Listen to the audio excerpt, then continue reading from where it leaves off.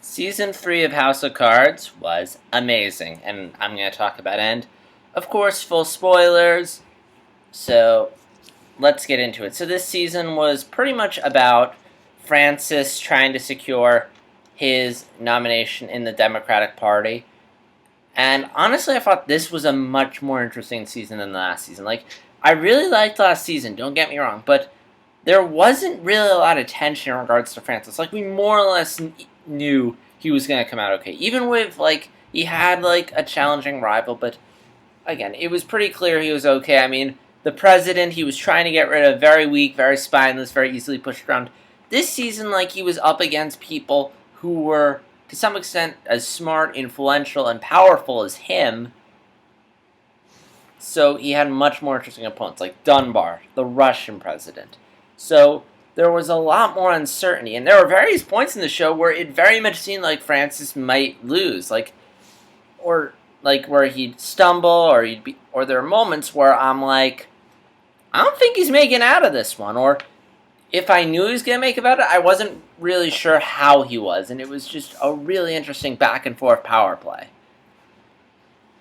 And there were just so many good conflicts between him and Dunbar, the Russian president, the internal conflict with his wife, which I mean, Claire was interesting this season. I mean, I feel like I really can't. Yeah, I'm struggling for the word to find besides interesting, but I don't know why Claire's was the way she was this season. I mean, I think part of it might be the fact that the actress playing her directed some of the episodes, so maybe she wanted her character to do a bit more, but regardless, it was fine.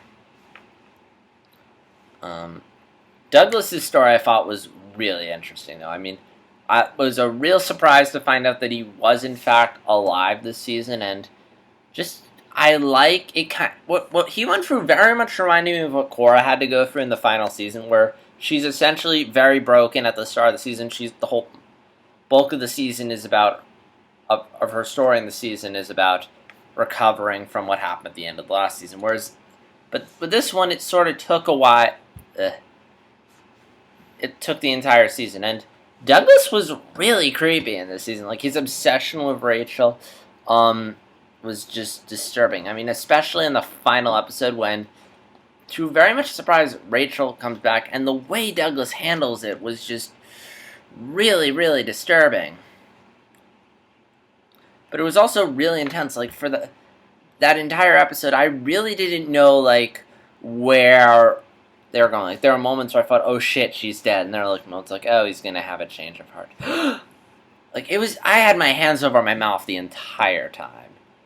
And now like Douglas, who I'd say he's even more messed up than Francis in terms of creepiness, is kind of back where he started, and curious to see where they go. I mean, it was an interesting arc to say the least, and because I was always interested, like, okay, what is Douglas going to do this season? Because it's very clear they brought him back for a reason. Like, if he wasn't going to do anything important this season, you could have easily just had him die at the end of season 2. But the fact that you brought him back means that you have plans for him. And yeah, what he did was really interesting. And I like how in the season finale the tension wasn't on whether or not Francis is going to get the Democratic nomination. It's sort of like the main character dying. It's like in Walking Dead, we know Rick's not going to die because there's so many seasons left. Like, if Rick dies, there's no show. They're not going to pull a Hitchcock and kill him off midway through. I mean, maybe they will, but unlikely. Rick is safe until the final season of Walking Dead. In a similar way, House of Cards, Francis is safe until the final season. Like, he's not going to lose everything until, like, the final season. I don't know if he loses everything, but that's the only time where there's an actual, genuine, strong possibility that he could lose. Whereas this, we know there's going to be another season. We know the show's going to keep going. So until the final season, it's pretty obvious he's going to come out okay. So I'm glad they didn't make the tension on him, whether or not he was going to win the Democrat nomination, because we knew. And the real surprise was in regards to the tension between him and his wife and what Douglas was doing. So kudos to Reyes with that. But with that said, I'm not really sure where you could go with this for season 4. I mean, Season 4, I mean, they're might keep going for more seasons, but I really can't see you going any farther than Season 4 because Season 4 is clearly going to be about him winning the presidential election. And after that, I really can't see where you can go as far as him gaining power or securing anything. I mean, you could show him securing being reelected, but I mean, that's like 4 years, so I don't know. But also, Season 4 would be, I mean, it's basically the same thing he did in Season 3, except it's a bigger election, which I don't really know, like, how you can make Season 4 feel different or more intense. I mean, because House of Cards is one of the shows, it's starting to develop a formula pattern and follow similar beats, so it'll be interesting to see how and if they can keep things fresh. And there is one thing, though, that's probably going to make the season radically different from the previous seasons, is that we don't have Claire. I mean, I don't know if she's going to appear in Season 4, probably. I feel like we're going to see her at least once, but we're not going to see her, but she's not going to be with Francis, so it's going to be very interesting to see, like, how Francis manages on his own. I mean, he has Douglas back, but still, like, his wife leaving him has probably hurt his reputation, so it'll be very interesting to see how he manages without her, what he does about it, if he becomes president. But that'll be interesting. So yeah, that's all I have to say about Season 3. It was really good. I mean, my only thing is I wish they were more careful. Netflix somehow.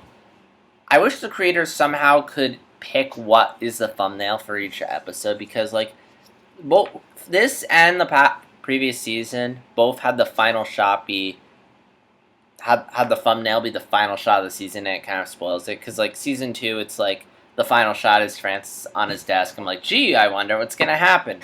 And this season, it's Claire walking away, and I'm like, gee, what's going to happen? But yeah, this was a really good season. Loved it.